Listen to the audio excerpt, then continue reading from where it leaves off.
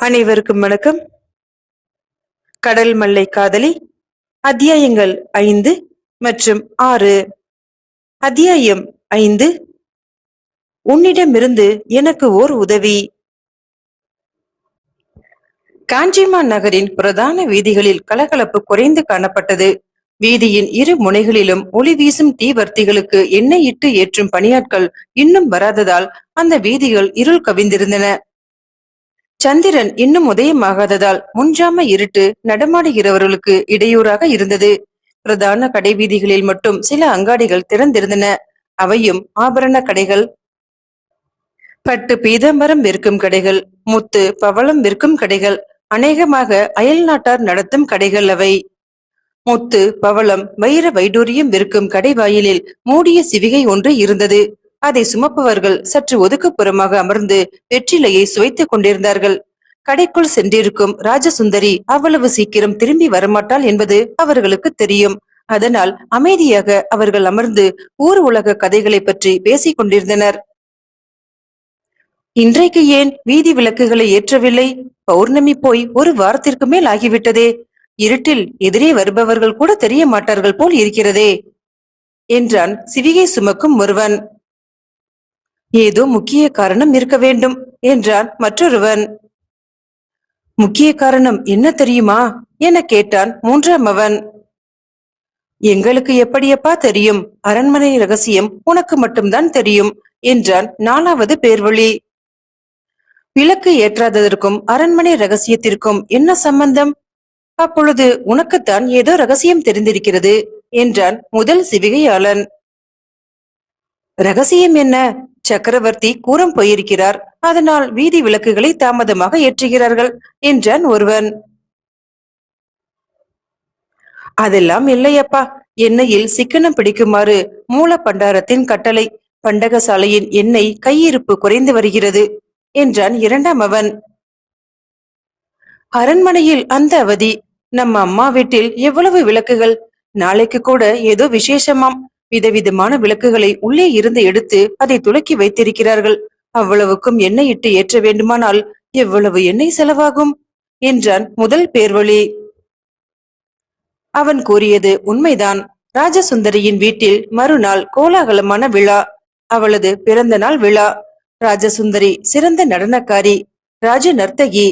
அவள் அழகும் நாட்டிய திறமையும் போட்டி போட்டுக்கொண்டு அவளது பெயரை பிரபலப்படுத்தின. ராஜசுந்தரி தனது பிறந்த நாளுக்காக புதுவித ஆபரணங்களை வாங்க வந்திருந்தாள். அவள் வந்துவிட்டாள் என்றாலே நகை கடைக்காரர்களுக்கு கொண்டாட்டம்தான்.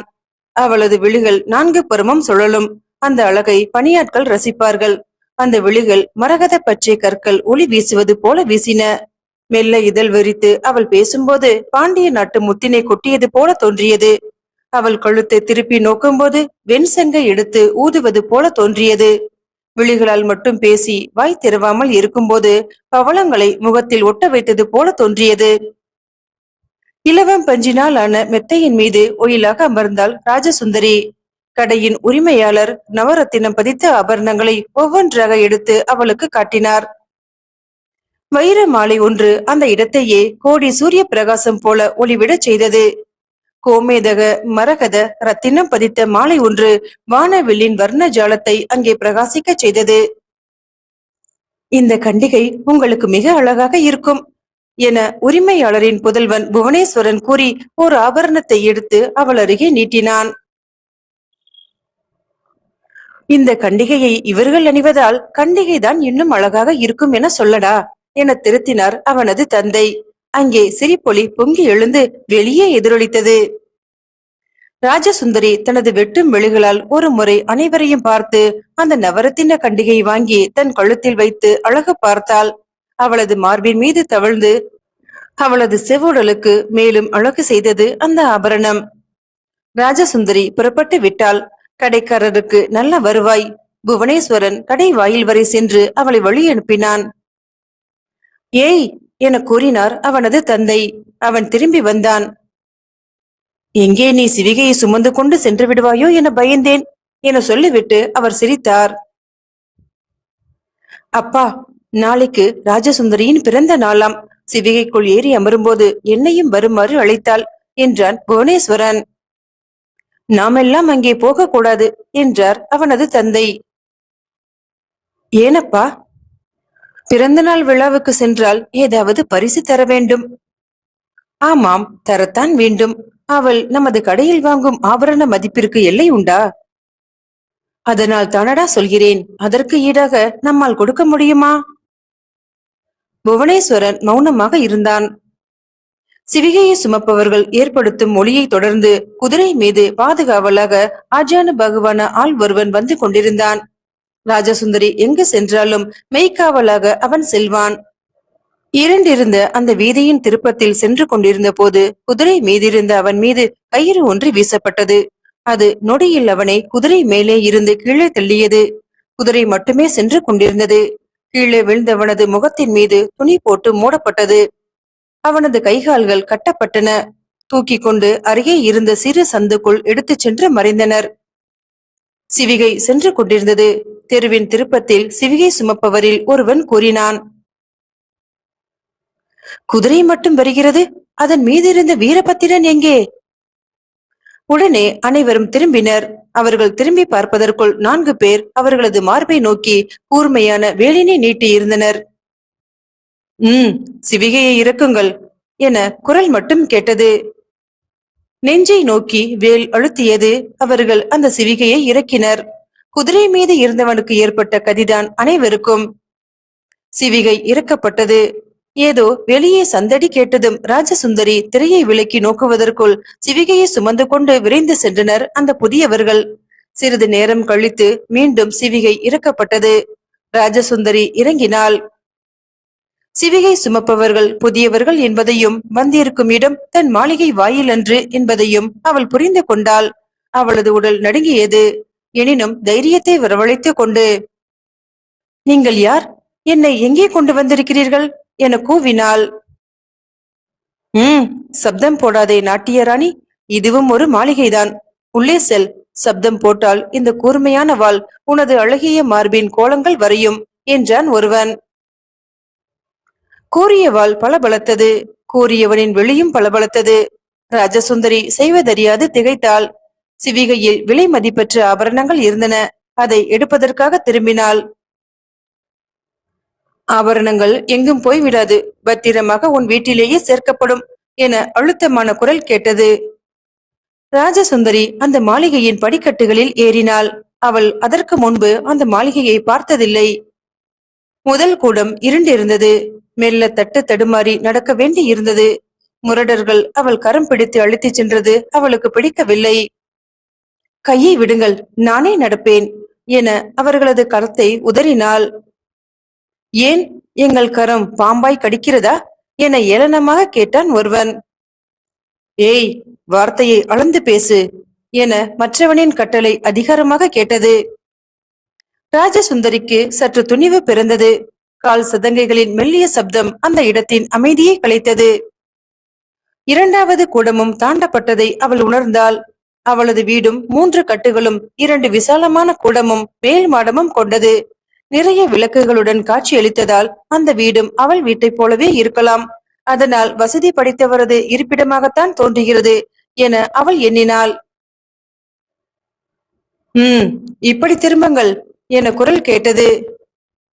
இன்னும் எங்குதான் போக வேண்டும் என சலித்து கொண்டாள் சுந்தரி. இதோ இப்படி படிக்கட்டுகள் இருக்கின்றன, சற்று கவனித்து செல்லுங்கள். உங்கள் நன்மைக்காகத்தான் சொல்கிறேன். பாதத்தில் காயம் பட்டால் கஷ்டம்தானே.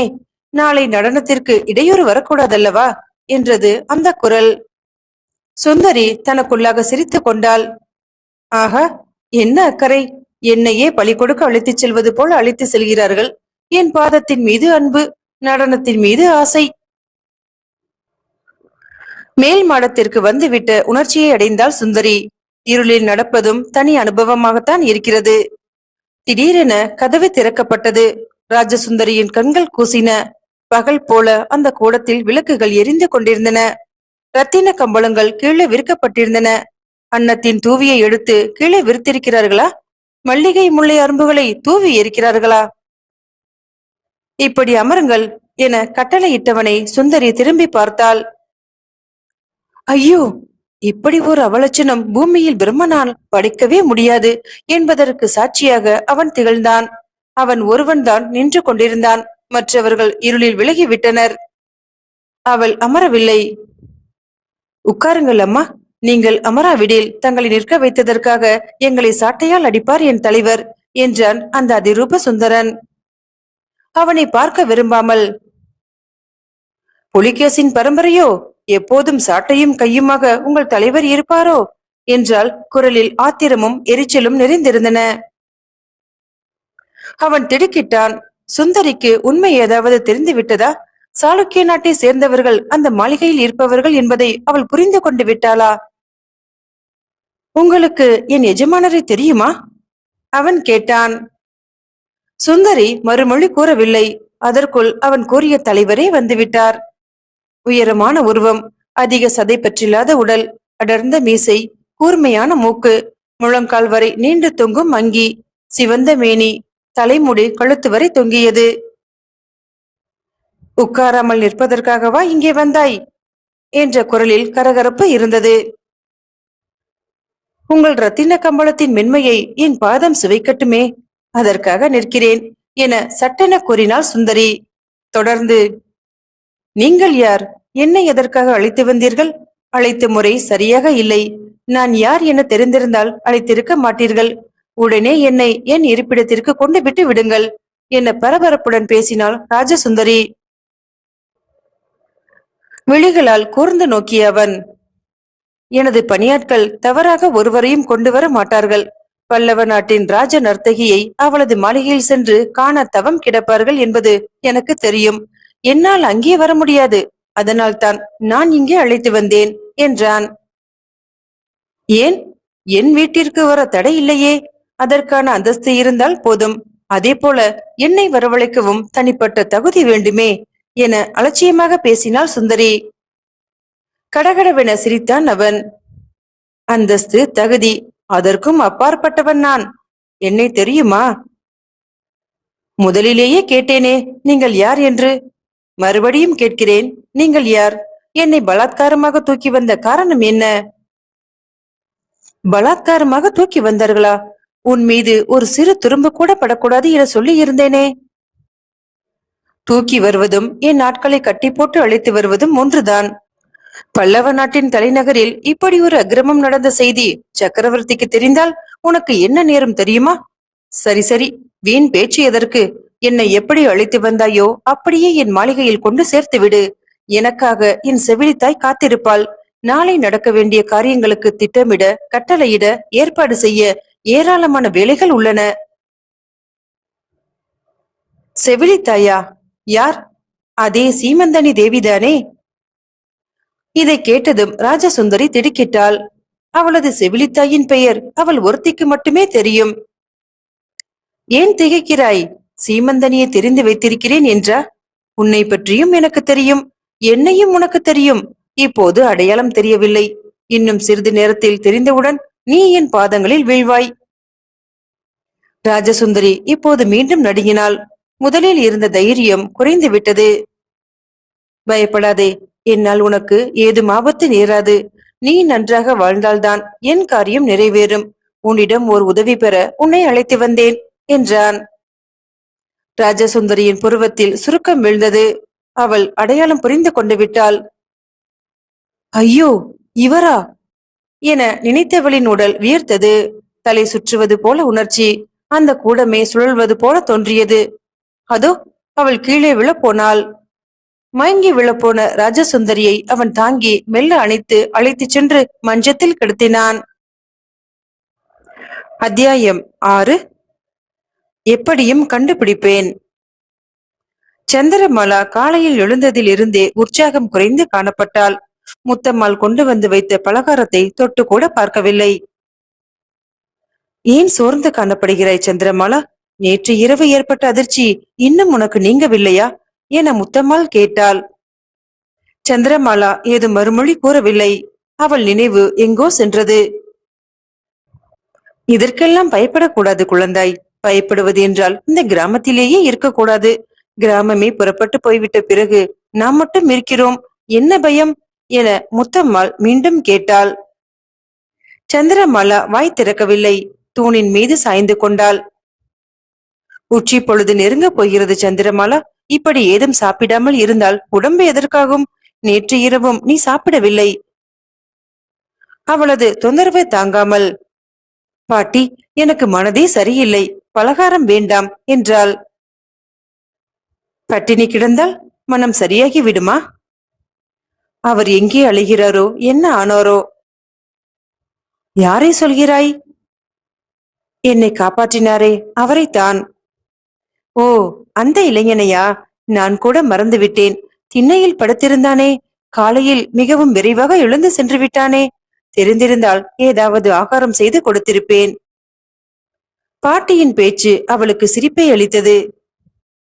நேற்று நடந்த சம்பவத்தை அவ்வளவு சீக்கிரம் பாட்டி மறந்து விட்டாளே.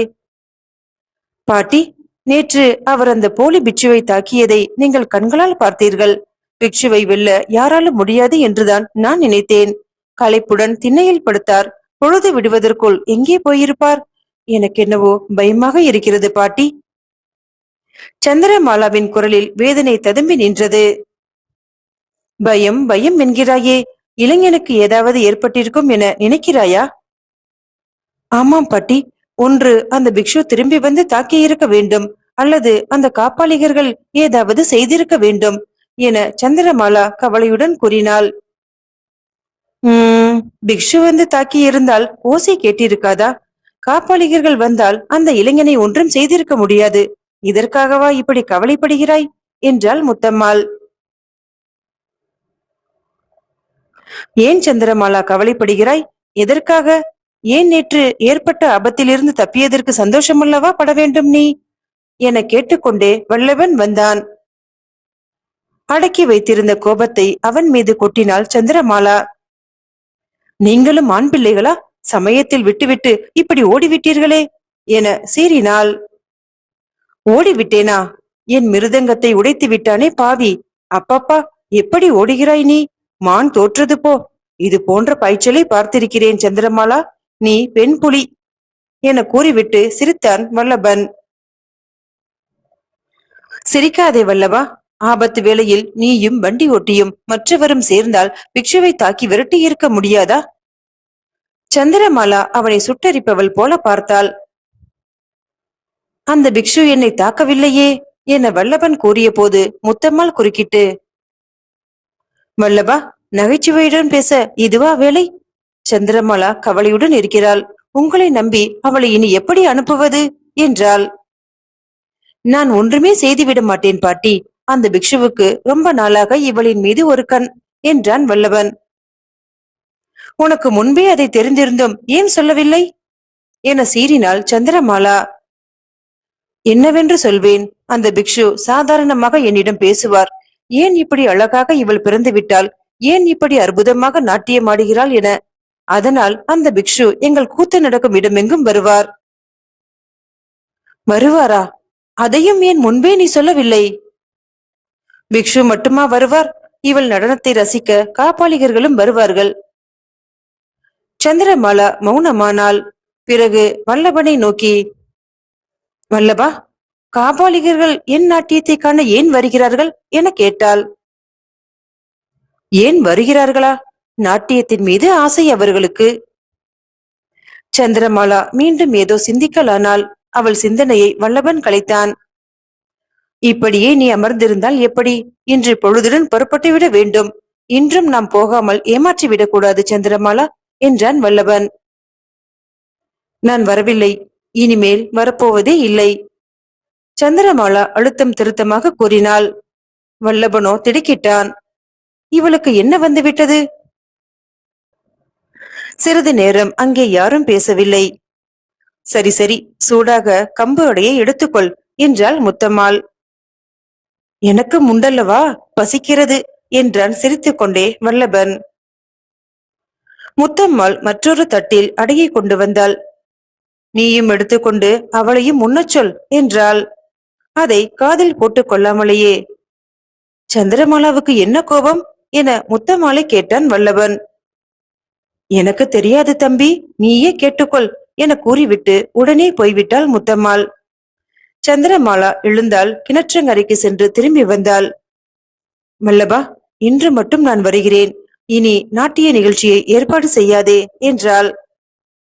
அவளுடைய மன மாறுதல் வல்லபனை திகைக்க வைத்தது. அவன் ஏதும் கேட்கவில்லை. ஆனால் சந்திரமாலாவே கூறினாள், எனக்கு ஒன்றுமே பிடிக்கவில்லை வல்லபா. இந்த பல்லவ நாட்டை விட்டு எங்காவது போய்விடலாமா என நினைக்கிறேன் என்றாள்.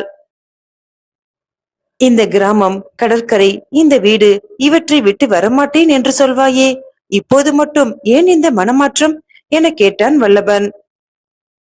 எல்லாம் பிறகு சொல்கிறேன், நீ வண்டியை சீக்கிரமாக கொண்டு வந்துவிடு என்றாள். திருவிட வெந்தையில் கூத்தை முடித்துக் கொண்டு இரவு திரும்பி வந்த சந்திரமாலாவை முத்தம்மாள் வரவேற்று, இன்று ஒன்றும் பயமில்லையோ என்றாள். இன்றுமில்லை, என்றுமே இல்லை என கூறிவிட்டு சந்திரமாலா உள்ளே நுழைந்தாள். அவள் கையில் ஒரு மூட்டை இருந்தது. மறுநாள் முத்தம்மாள் தன் வீட்டில் இருந்து சந்திரமாலாவின் வீட்டிற்குள் நுழையும் போது தாழ்வாரத்தில் காப்பாளிகை ஒருத்தி நிற்பதை பார்த்தாள். ஏய், வீட்டிற்குள்ளேயே வர ஆரம்பித்து விட்டாயா என அதட்டினாள் முத்தம்மாள். ஆனால் காப்பாளிகை திரும்பவில்லை. சொல்கிறேன், பேசாமல் நிற்கிறாயே, போ வெளியே என மீண்டும் கூவினாள் முத்தம்மாள். காப்பாளிகை திரும்பி சிரித்தாள். சந்திரமாலா காப்பாளிகை வேடத்தில் அங்கே நின்று கொண்டிருந்தாள். நீயா, இதென்ன வேஷம் என வியப்புடன் கேட்டாள் முத்தம்மாள். வேஷமில்லை பாட்டி, இனி கொஞ்ச நாட்கள் காப்பாளிகையாகவே இருக்கப் போகிறேன், சுற்றப் போகிறேன், தெரிய போகிறேன், அதோ பாருங்கள் என்றாள். வல்லபனும் காப்பாளிகன் வேடத்தில் உள்ளே நுழைந்தான். முத்தம்மாள் அவனையும் வியப்புடன் பார்த்தாள். இருவரும் எதற்காக இப்படி இந்த வேடத்தை போட்டுக் கொண்டிருக்கிறீர்கள்? பாட்டி, ஒரு பயங்கரமான காரியத்திற்காக நாங்கள் இருவரும் காப்பாளிகர்களாக மாறிவிட்டோம் என்றான் வல்லபன். பயங்கரமான செய்தி, நேற்று என்னை காப்பாற்றிய அந்த வாலிபரை காப்பாளிகர்கள் கடத்தி சென்று விட்டார்களாம் பாட்டி என்றாள் சந்திரமாலா. என்ன? எதற்காக? அதை கண்டுபிடிக்கத்தான் நாங்கள் செல்கிறோம். நீ கண்டுபிடிக்க போகிறாயா? உனக்கு எதற்கு இந்த வம்பெல்லாம்? யாரையோ எதிர்பார்த்து கடற்கரையில் காத்திருப்பதாக சொன்னாய். இப்போது காப்பாளிகளிடமிருந்து அந்த இளைஞனை மீட்கப் போவதாக சொல்கிறாய். எனக்கு ஒன்றுமே புரியவில்லையே. இப்போது எனக்கு மிகவும் பயமாக இருக்கிறது என்றாள் முத்தம்மாள். சந்திரமாலாவும் வல்லபனும் சாலை வழியே சென்று குறுக்கு பாதையின் அருகே சற்று நின்றனர். உனக்கு தெரியுமா வல்லபா, இங்கேதான் அவர்கள் இருக்கிறார்கள் என்று என கேட்டாள் சந்திரமாலா. நன்றாக தெரியும். ஆனால் அதற்குள் அவர்கள் அந்த இடத்தில் இருந்து புறப்பட்டு விடாமல் இருக்க வேண்டுமே. உனக்கு எப்படி தெரியும்? நான் நேற்று இரவு காப்பாளிகனை சந்தித்தேன். அவனிடம் பேச்சு கொடுத்த போது சொன்னான் என கூறிய வல்லபன். அதெல்லாம் சரி, எதற்காக நீ அவனை கண்டுபிடிப்பதில் அக்கறை காட்டுகிறாய்? அது உயிரையே பணயம் வைப்பது போல் ஆகும், தெரியுமா என எச்சரித்தான். உயிரா? என் உயிரை நேற்று காப்பாற்றியவர் அவர். உயிரை விட மானத்தை காப்பாற்றினார். அவர் உயிரை நான் காப்பாற்ற வேண்டாமா? அந்த வாலிபனின் உயிருக்கு ஆபத்து என உனக்கு எப்படி தெரியும் சந்திரமாலா? பிறகு ஏன் அவரை தூக்கி சென்றார்கள் என கூறிய சந்திரமாலா பேச்சை நிறுத்திவிட்டு வல்லவனை அழைத்து, அதோ பார், கூட்டம் கூட்டமாக அவர்கள் செல்கிறார்கள் என்றாள். வல்லபனும் சந்திரமாலாவும் காப்பாளிகர்களை நோக்கி சென்றனர். மாலை கதிரவன் தனது பயணத்தை முடித்துக் கொள்வதற்கு மிக வேகமாக மேல் திசையில் இறங்கிக் கொண்டிருந்தான். இருள் சூழும் நேரத்திற்குத்தான் அந்த இடத்தை அடைய முடிந்தது. கைகால்கள் கட்டப்பட்ட நிலையில் குமாரதேவன் அங்கே கிடந்தான். காப்பாளிகர்கள் ஆங்காங்கே அமர்ந்திருந்தனர். சந்திரமாலாவும் வல்லபனும் அவர்களுடன் சேராமல் சற்று மறைவாக நின்று கொண்டிருந்தனர். அவன்தானே நேற்று உன்னை காப்பாற்றியவன் என வல்லபன் கேட்டான். ஆமாம், ஆனால் ஏன் அவரை கட்டி போட்டிருக்கிறார்கள் என சந்திரமாலா கேட்டாள். அதை கண்டுபிடிக்கத்தானே நாம் வந்திருக்கிறோம் என்றான் வல்லபன். அவர் இருக்கும் இடத்தை கண்டுபிடித்து விட்டோம். ஆனால் அவருக்கு ஆபத்து ஏற்படுவதற்கு முன்பு அவரை எப்படியாவது காப்பாற்றிவிட வேண்டும். நீ உடனே இங்கிருந்து திருக்கழுக்குன்றத்திற்கு சென்று அங்கே அதிகாரிகளிடம் சொல்லிவிடுகிறாயா என பரபரப்புடன் கேட்டாள். நல்ல யோசனைதான். நான் எவ்வளவு வேகமாக சென்றாலும் பொழுது விடிவதற்குள் தான் போய் சேர முடியும். வீரர்கள் வருவதற்கு விடிந்து ஒரு நாழிகை ஆகிவிடும். இப்போதே நான் போகிறேன் என கூறி வல்லவன் புறப்பட்டான். சந்திரமாலா தனியே விடப்பட்டாள். அவளை அடையாளம் கண்டு கொண்டால் ஆபத்துதான். ஆனால் சந்திரமாலா மறைவிடத்தில் பதுங்கிக் கொண்டாள். தீவர்த்தி ஏற்றப்பட்டது. வாத்தியங்கள் முழங்கின. தீ எரிந்து கொண்டிருந்தது. அதன் மீது பெரும் மண்டா. ஆவி வந்து கொண்டிருக்கும் அந்த பாத்திரத்தில் இருந்து காப்பாளிகன் ஒருவன் ஒவ்வொருவருக்கும் ஏதோ முகர்ந்து ஊற்றிக் கொண்டிருந்தான். பிறகு மது வழங்கப்பட்டது. ஒவ்வொருவரும் கபால பாத்திரத்தில் இருந்து மதுவை உறிஞ்சி குடித்தனர். நேரமாக ஆக அவர்கள் தங்களை மறந்து ஆடத் தொடங்கினர். யாரோ பாடினார்கள். சுடலையில் சிவபெருமான் ஆடுவதை பற்றி பாடினார்கள். பாட்டுக்கு ஏற்ப தாளம் முழங்கியது. நேரமோ நடுநிசியையும் தாண்டி இருக்கலாம். குமாரதேவன் அப்படியே உறங்கிக் கொண்டே இருந்தான். சந்திரமாலாவிற்கு தூக்கம் கண்களை சுழற்றியது. தூங்காமல் விழித்திருக்க முயன்றாள். ஆனால் பகலெல்லாம் நடந்து வந்த களைப்பு அவளது விழிகளை தாக்கியது. தலை சுற்றியது. இருந்த இடத்திலேயே அந்த மரத்தின் மீதே சாய்ந்து கொண்டு அவள் தூங்கிவிட்டாள். பொழுது விடிந்து வெகு நேரமாகி இருக்க வேண்டும். சந்திரமாலா, சந்திரமாலா என குரல் கேட்டு திடுக்கிட்டு விழித்தாள் அவள். அங்கே வல்லபன் நின்று கொண்டிருந்தான். அவன் அருகே 7-8 வீரர்கள். அவர்கள் எல்லாம் எங்கே என பரபரப்புடன் கேட்டான் வல்லபன். நேற்று இரவு ஆட்டமும் பாட்டமுமாக இருந்த இடம் வெறிச்சோடி கிடந்தது. கண்களை கசக்கிக் கொண்டு சந்திரமாலா சுற்றுமுற்றும் பார்த்தாள். கருகிய தீவர்த்தி புகைந்து கொண்டிருந்தது. 7-8 மண்டை ஓடுகள் சிதறி கிடந்தன. சூலாயுதம் ஒன்று மண்ணில் கிடந்தது. எங்கே அவர்கள் என அந்த காவல் தலைவன் கேட்டான். இரவெல்லாம் கும்மாளமிட்டுக் கொண்டு இங்கேதான் இருந்தார்கள் என்றாள் சந்திரமாலா. தப்பிவிட்டார்கள். குமாரதேவனை நரபலியிட முடிவு செய்திருப்பதாக தகவல் வந்தது. எங்கோ கொண்டு சென்று விட்டார்கள். நாம் கண்டுபிடிக்காமல் திரும்பக்கூடாது என்றான் அந்த காவல் தலைவன். நானும் வருகிறேன் என்றாள் சந்திரமாலா. வேண்டாம், நீ உன் வீட்டிற்கு போகலாம். நாங்கள் கண்டுபிடித்து விடுகிறோம் என்றான் தலைவன். வல்லவன் மட்டுமே அவர்களுடன் சென்றான். சந்திரமாலா சோர்ந்த உள்ளத்துடனும் களைப்படைந்த உடலுடனும் தள்ளாடி தள்ளாடி தன் கிராமத்தை நோக்கி நடந்தாள். உச்சி வேலைக்கு பிறகு கிராமத்தை அடையும் போது தன் வீட்டு வாயிலில் 2 குதிரைகள் கட்டப்பட்டிருப்பதை கண்டாள். உள்ளே நுழைந்த போது முத்தம்மாளுடன் இருவர் பேசிக் கொண்டிருப்பதையும் கண்டாள். நீங்களா என தன்னை எறியாமல் கூவிவிட்டாள் சந்திரமாலா. மீண்டும் நாளைய பதிவில் சந்திக்கலாம். நன்றி.